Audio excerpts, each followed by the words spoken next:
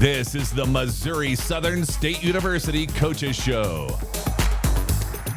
with head football coach Atiba Bradley and sports director Ryan Bunnell.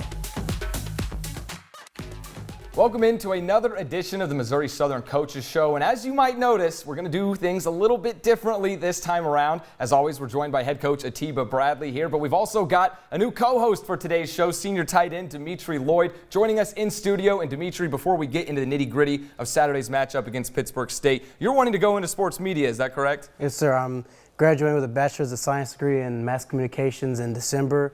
I've done a couple internships kind of with Web City, doing play-by-play, color commentary. I've done stuff working with the school, kind of stuff like this, doing sports shows. So sports media is kind of where I want to be at. Absolutely, and we've only been here for an afternoon. You're already a pro, basically. So, and this is our first time really doing anything like this on the Coaches Show. So, of course, Dimitri, we're excited to have you here. And Coach Bradley, let's talk some ball, though. Missouri Southern moving to 3-6 overall with a 30-10 loss on the road against the cross-border rival Pittsburgh State. And before we get into the specifics, on the road in Kearney Smith Stadium, a packed house, almost 10,000 fans there in a hostile atmosphere like that. From your perspective, how do you feel like your group responded to that atmosphere? Oh, really well. I mean, I think if you're a competitor, you like to go into the, quote unquote Lions Den or whatever their stadium's name. Like, if you're a competitor, you love those environments. You feed off those environments. You look forward to those environments because, as much as we love our craft, nobody wants to play in front of a crowd of zero. You know what I mean? So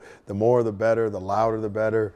And so we appreciated everything about it. Absolutely, and it was definitely loud in there. I mean, you've also come up in this rivalry matchup, both as a player, now as a coach. Dimitri and I were talking a little bit before we got started, and he was mentioning just how loud Kearney Smith is compared to other stadiums in the MIAA. I mean, how do you as a coach really handle that and get your guys prepared, knowing that they're going to be dealing with a lot of noise and boos from the crowd maybe? Yeah, I think we just talked about it this week of really our role in a game is to prepare for the game. Our role in the game on Saturdays is to play in the game, and so our role is not to engage with the fans. We're not cheerleaders, so we don't need to be talking to the crowd. We don't need to be talking to all the outside noise. That's just distractions, and so our job is to focus on making sure we do our job the best way we can. Absolutely, and as we mentioned, nearly 10,000 fans filled the seats, and tickets sold out even a couple days before kickoff for this one. This was a matchup everybody in the four states was looking forward to this season.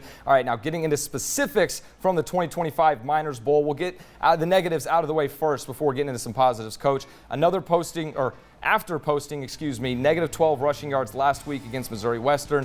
Another strugglesome day on the ground against the Gorillas, only 14 rushing yards as a team on 23 carries. What was that Pitt State defensive line doing schematically and made it difficult to get the run game going consistently? Yeah, I think, again, we've just been in a slew of opponents who their strength is their D-line. And I would say, like, if you were to rank the positions on our team, O-line has had some struggles, and we've had to move guys in and out of position. And so when you match up one of your positions that's struggling or not doing as well with a position that's a plus for them, it makes it a long night. Yeah, absolutely. And speaking of that Pitt State front seven, they had 3 sacks in the first, 4 in the second half. Dimitri, from a player's perspective, what was it like going up against that D-line unit? It was tough. They did a really good job, though. They made kind of like that second quarter adjustment. We started putting points on the board. They would slant and they would twist away from the strength side of the ball. So whether that's the tight ends, whether that's the running back, they would try to figure out how to get horizontal and vertical fast to where we're stepping the opposite way. So it was tough. They sent a lot of blitz on third down. So it was everything we were expecting, just with a little bit quicker and a little, I guess it kind of the loudness of the stadium kind of really got to us as well. Every time they got a sack, every time they got an incompletion, that really amped them up a little bit and probably enforced some of those play calls to be more aggressive.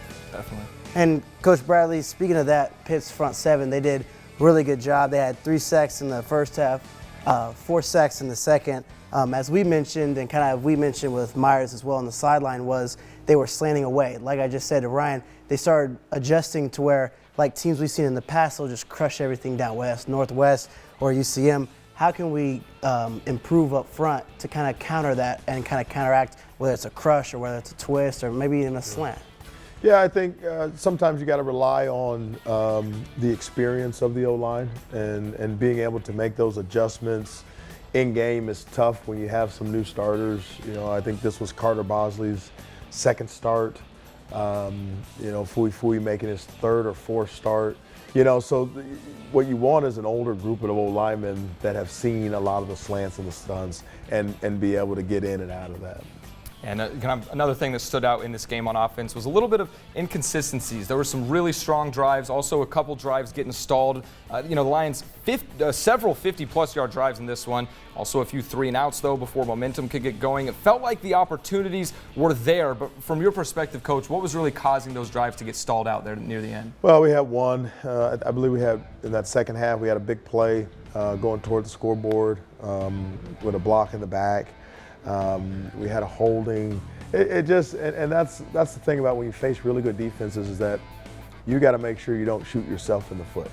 They're already good enough. They don't need your help to get an advantage. And so I feel like, and not having the stats in front of me, I feel like the ones that got stalled out, there was either a penalty or a sack. You know, we were driving late in the fourth and had a situation where we got sacked, and so it's just those things are just drive killers. Penalties and negative yardage are just drive killers.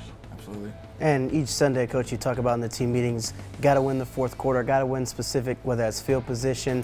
We won the second quarter 10-6, but didn't win the other ones, unfortunately. Whether that was the big 3-and-out coming out of the half or Draper Parker's athletic catch, what is slowing us kind of down after that second half coming out of half? Is it the intensity? Is it the adjustments? What can we do to improve that? Yeah, I think, you know, it's part of the chess game that happens, you know. We do something, Pitt adjusts. We adjust, Pitt adjusts. You know, it's that kind of that back and forth. And so when you come out of halftime, it's always interesting to see whose turn it is to adjust. If that makes sense. And so it was their turn, and they did a nice job at halftime to make some adjustments, but I thought Myers and the offensive staff did a good job of countering that adjustment with, you know what I mean? And so, but that's literally the whole game, is it's going back and forth of, okay, this is working because this is not working, or this is what they're doing, so this is what we have to do. Yeah, definitely. And let's go ahead and now pull up that final score. As we mentioned, a 30-10 defeat on the road. And Coach, before we head to break in this one, I've got one last question for you. As we kind of alluded to, or Dimitri alluded to, big moments in this one from the defense, especially there in the second quarter, but some mistakes offensively. I mean, the Pitt State offense has shown flashes of greatness, but the Lions really limited the explosive plays. I think their longest passing game was 18 yards, longest rush was 16 yards. I mean, how do you think your defense embodied the bend but don't break mantra on Saturday? Yeah, I think we did a really nice job. I mean, this is a Pitt offense that's really efficient. They've done a nice job of moving the ball. I think two of the scores that they had were both on short fields, which makes it tough. But really the thing that our defense is doing a really good job right now is making everybody earn everything. In years past, we've given up these big, long plays, what we call explosives. And so the goal this year was like, you know what, we know that teams are going to get some yards, but you know what, we're going to make them earn it. We're not going to give them 50 yards on one play. We're going to make them get 3, 4, 10, 4, you know what I mean? And just really make them work all the way down the field. Absolutely, and that defense has shown consistent improvement over the course of the season. We're going to head to a quick break right now, but when we come back, it'll be just Dimitri and I looking at some specifics on offense. Stay tuned.